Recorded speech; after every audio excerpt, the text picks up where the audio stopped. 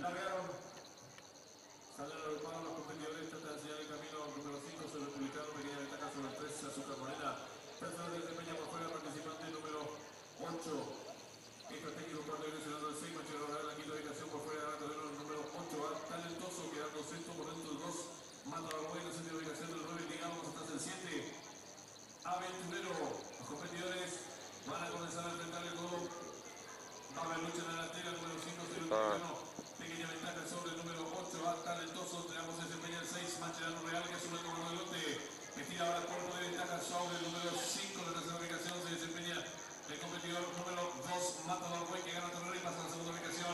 Cuarto se desempeña el 8, Talentoso, la quinta ubicación del 9, Ligado, y los competidores de la sexta carrera se aprestan a hacer el ingreso a la recta final. Últimos 400 metros finales, asume el comando del lote número 2, Mata Barboy, le toma cuerpo de ventaja número 6, Machilano Real. En la tercera ubicación se desempeña el número 5, Soy Republicano. Depende de los últimos 300 metros finales el número 2, Mata Barboy. Retiran los cuerpos de ventaja sobre el número 6, Machilano Real. En la tercera ubicación se desempeña ganando rápidamente el número 9.